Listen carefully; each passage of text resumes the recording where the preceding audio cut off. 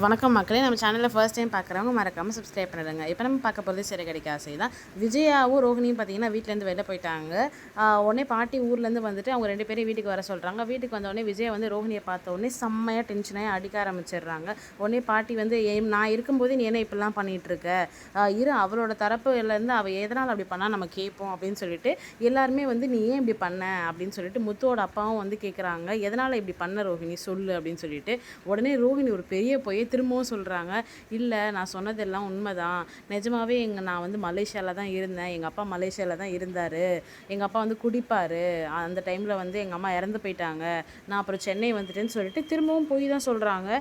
உடனே வந்து அப்படியே இதெல்லாம் நீ ஏன் அப்போவே சொல்ல அப்படின்னு கேட்குறாங்க. இல்லை, நான் இது மனோஜோட அம்மா வந்து பார்த்திங்கன்னா எப்போ பார்த்தாலும் பணக்கார பொண்ணுக்கு தான் கட்டி வைக்கணும்னு சொல்லிகிட்டே இருப்பாங்க.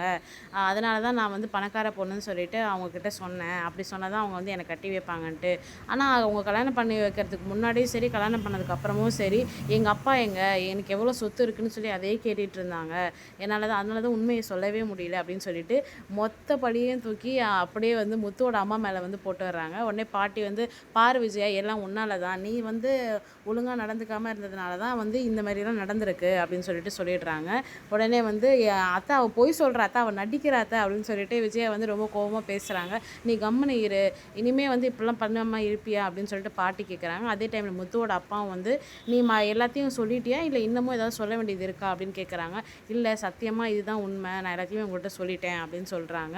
அடுத்து வந்து பார்த்திங்கன்னா சரி அப்படின்னு சொல்லிட்டு பாட்டி வந்து மீனாவை போயிட்டு ஒரு தட்டில் வந்து கற்பூரத்தை கொளுத்தி எடுத்துகிட்டு வர சொல்கிறாங்க. ரோகிணி வந்து அதை அடித்து சத்தியம் பண்ண சொல்கிறாங்க. நீ சொன்னதெல்லாம் உண்மை தான், இனிமேல் நீ எந்த பொய்யும் சொல்ல மாட்டேன் அப்படின்னு சொல்லிட்டு சத்தியம் பண்ணு அப்படின்றாங்க.